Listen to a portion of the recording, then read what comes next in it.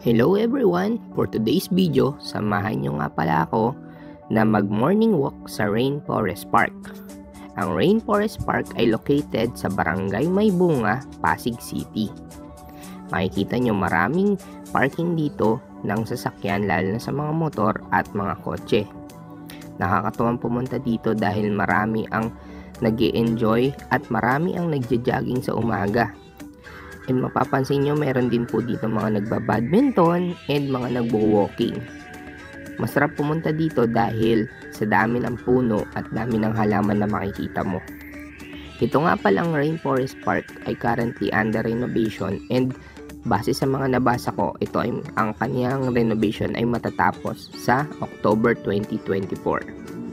I-develop nila dito ang mga iba't ibang part ng park na kung saan ay lalong mag-e-enjoy ang mga taga-Pasig at mga ibang pupunta dito. Meron nga pala dito fitness center, amphitheater, at kung ano-ano pa. Meron din dito mga upuan, tables and chairs na kung saan pwedeng gamitin ng mga pupunta dito at lalong-lalo na yung mga pamilya. Dito nga din po pala sa Rainforest Park, makikita natin ang Rainforest Park Community Farm. Base sa nakita ko, merong mga iba't ibang gulay na nakatanim dito at napakasayang tignan na sa gitna ng syudad ay meron tayong mga ganitong taniman ng gulay. Talagang mag-e-enjoy ang mga pupunta dito dahil medyo mahaba ang lalakaran at mag-e-enjoy ang mga bata maglaro dito. Isa sa napansin ko dito ay malinis ang kanilang palikuran.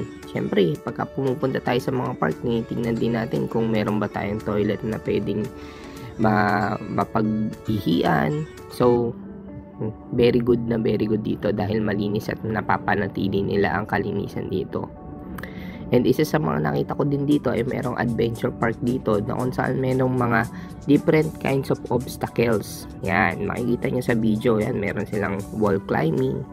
And then, dito naman sa parte na ito ay makikita natin ang flower field.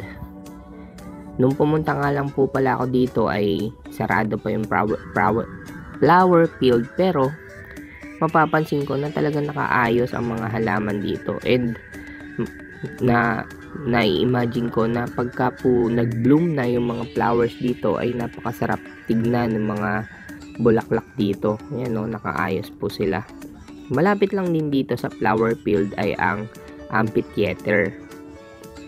Dito sa amphitheater, yan, dito po ay ginaganap ang mga nagsusumba. Masaya po silang nagsusumba and marami po silang nagsusumba dyan. Talagang nakakatawa yung mga nagsusumba dahil energetic yung ginagawa nila pagsusumba. Sa tuwing umaga talagang pagka may mga nagsusumba, nakakatawang tignan kasi ang saya-saya nung vibes pagka mayroong nagsusumba. Ipagpatuloy natin ang paglalakad at dito naman ay makikita natin ang mga different parts pa nung Rainforest Park. Merong mini zoo na alam ko isa sa mga kasama sa i-renovate ng Pasig government.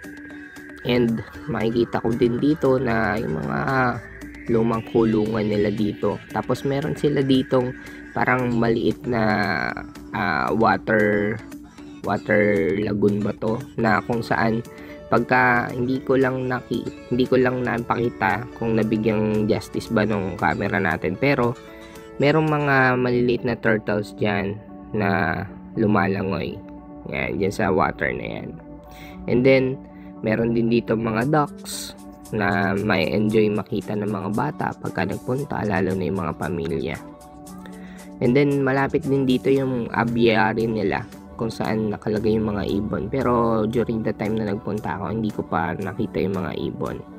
So nakakatawa talaga maglakad-lakad dito kasi mag-e-enjoy ka dahil presko yung hangin, maraming halaman, and malinis.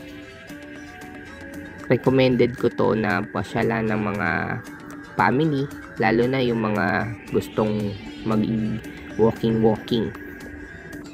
I'm looking forward na matapos yung renovation nito, and talagang matutuwa yung mga family pagka natapos na ito. So, thank you for watching and please subscribe po. God bless po.